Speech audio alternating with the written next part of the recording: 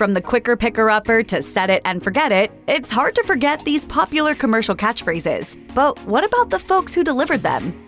Cigarette commercials were banned from television after the Consumer Product Safety Act took effect in 1972. But before the ban, companies like Marlboro were heavily marketing their cigarettes on TV. Many of these ads targeted women, depicting smoking as glamorous. Research in the 1950s began to prove that smoking cigarettes was linked to lung cancer. But Marlboro didn't want to lose what male market they had. They created the Marlboro Man, a rugged cowboy riding his horse in the great outdoors who not only smoked cigarettes but smoked a filtered one, which was believed to be less cancer-causing. The Marlboro Man was very appealing, and one of the men who starred in the company's ads and commercials was Robert Norris. Norris was a real-life cowboy who had been raising horses on a ranch in Colorado way before he was chosen to represent the cigarette company.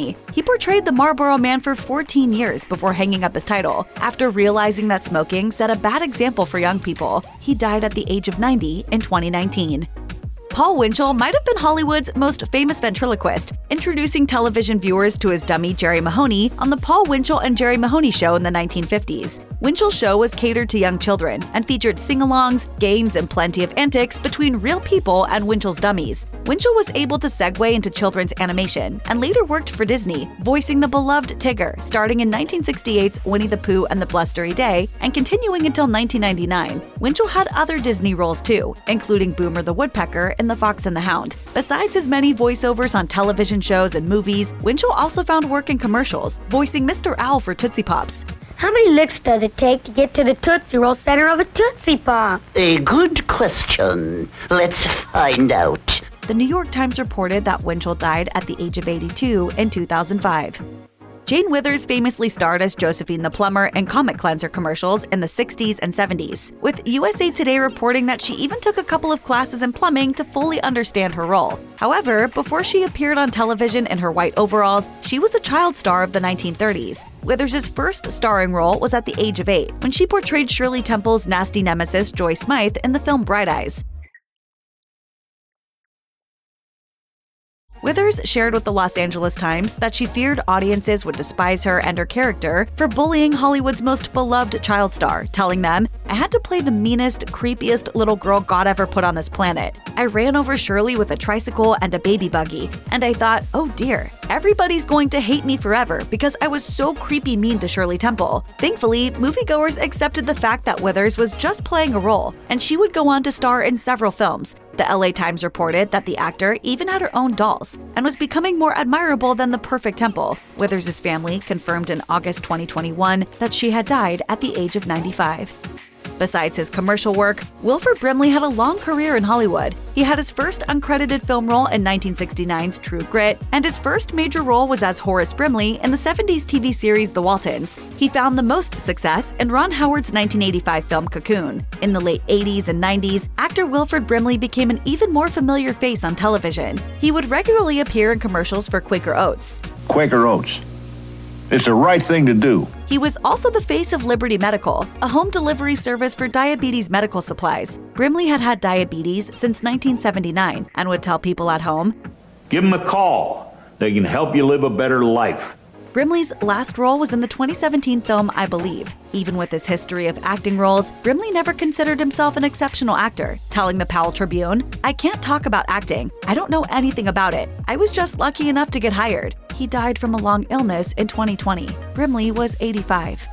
Nancy Walker began her career in Broadway musicals, with her first role in 1941's Best Foot Forward when she was 19. Her performance was successful, and she reprised her role in the 1943 film version of the musical. That same year, she worked alongside Mickey Rooney and Judy Garland in the film Girl Crazy. Walker would star in numerous Broadway shows, was nominated for a Tony Award, and even briefly had her own show. Nancy Walker later nabbed the role as Rock Hudson's housekeeper in the 1971 TV series Macmillan and Wife. However, Walker got the part thanks to her work in Bounty commercials, where she starred as Rosie, a diner waitress who picks up messes by patrons with Bounty paper towels.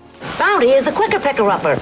The commercials began airing in 1970, and Walker would continue to portray the role until the 90s. Walker continued to find parts on television and starred in The Mary Tyler Moore Show and Rhoda. Her final role was as Sarah Bauer in the 1990 show True Colors. Walker died of lung cancer in 1992. She was 69. Anthony Martignetti's life was forever changed at the age of 12 when he starred in a commercial for Prince Spaghetti. First airing in 1969, the commercial begins with Martignetti's mother yelling his name out a second-story window of an apartment building.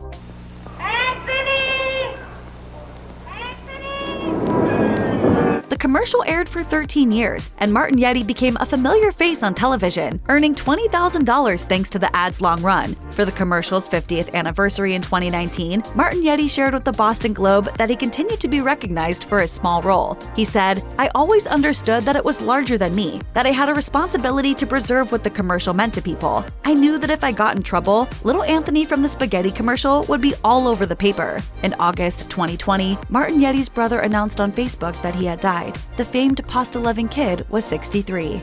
In the late 90s, Taco Bell incorporated a bug-eyed chihuahua named Gidget into their commercials. She was supposed to only star in one ad, but Gidget would become Taco Bell's mascot and starred in the fast food chain's advertisements from 1997 to 2000. In the commercials, Gidget, a female dog, would play a male dog scouring the world for a bite of one of Taco Bell's food items. Of course, he's most recognized for the line in his accented voice. Yo quiero Taco Bell. Besides Taco Bell ads, Gidget would find herself working on other major projects, including an ad for Geico Insurance and starring as the mother to Reese Witherspoon's Chihuahua in the 2003 movie Legally Blonde 2. Gidget was voiced by Argentine-American actor Carlos Alazraqui, who jokingly shared that the Chihuahua ended up getting a lot more press than he did, telling the AV Club, "The dog got to go to all the red carpets. The dog got all the attention." Sadly, Gidget died of a stroke at 15 in 2009. It's the jingle nobody can forget. 800-588-2300 Today. The Empire Today carpet installation commercial also featured an animated Empire Carpet Man, based on real-life Empire worker Elmer Hauldren. Hauldren worked as an advertising copywriter for the company and was asked to star in their commercials, beginning in the 1970s. Hauldren would work as the Empire Carpet Man for 4 decades, but he was replaced by an animated version, shown throughout the 90s and 2000s, though he still provided the voiceover work. Hauldren voiced the Empire mascot in commercials until he died in 2011, at the age of 89. Steve Silvers, the CEO of Empire at the time, shared after his passing, "Lynn was truly passionate about the Empire brand. He has made an indelible mark on advertising history with his creativity and warmth. Lynn will always have a special place in the hearts of many." Who better to advertise major fast food chain Wendy's than the founder and CEO himself, Dave Thomas? Thomas opened his first restaurant in 1969 in Columbus, Ohio, after he had no luck finding a tasty hamburger. Naming the restaurant after his daughter, Thomas had her greet his first customers wearing her famous blue and white striped dress with her red hair and pigtails. With just under 6,000 Wendy's across the nation, it's become a fast food favorite among Americans. My inner voice says I like a Wendy's bacon mushroom milk. Thomas starred in more than 800 television commercials for the hamburger restaurant, often wearing a white button-down t-shirt with a tie, and would sometimes include a dog or a celebrity in his commercials. The Guinness Book of World Records even recognized Thomas with most TV commercials starring the company founder. According to a Wendy's news release, Thomas was 69 when he died in 2002, after a long battle with liver cancer. Jack Schuessler, the retired chairman and CEO of Wendy's, shared, "Dave was our patriarch, a great, big, lovable man. Although Dave was widely popular, he was never very comfortable as a celebrity. He kept reminding us he was simply a hamburger cook." If you save one pair of jeans, then OxiClean has paid for itself. Louder-than-life Billy Mays was all over television screens in the early 2000s, pitching household cleaning products like OxiClean, Orange Glow, and Kaboom. According to NPR, Mays started out selling as seen on TV products on the Atlantic City Boardwalk in New Jersey, before finding work on the Home Shopping Network. Soon enough, millions of viewers would watch him on television, selling his infamous cleaning products and commercials. His ability to sell anything and everything landed him a show on the Discovery Channel called Pitchman, which also featured Anthony Sullivan, a memorable pitchman who earned the nickname the OxiClean Man. Billy Mays died in June 2009, shortly after wrapping up filming of the first season. NPR reported that an autopsy showed that Mays died of a heart attack in his sleep, which was attributed to the use of cocaine. The show aired a tribute episode to Mays and would go on to produce a second season without him. However, the show's second season would be the last. Ron Popeil wasn't a famous Hollywood actor, but he was quite well known thanks to his infomercial selling everything from a bagel cutter to the electric food dehydrator. According to his website, not only did Popeil invent some of the items he was pitching on television, but he also invented the infomercial when he created the first minute-long commercial for the Ronco Chop-O-Matic in the 1950s. It wasn't long until Popeil became a familiar face in people's homes, and by the 80s, Popeil was doing 30-minute-long infomercials, selling popular items like the Showtime rotisserie, with the pitchman using the memorable catchphrase, "Set it and forget it." Popeil's website notes that his products grossed in the billions, and the famous line, as seen on TV, was created because of Popeil's products. Popeil had his fair share of nicknames, and he became a huge success. In 1995, he shared with the New York Times, "I've gone by many titles: King of Hair, King of Pasta, King of Dehydration, or to use a more colloquial phrase, a pitchman or a hawker. I don't like those phrases, but I am what I am." The inventor died at the age of 86 from a brain hemorrhage in July 2021.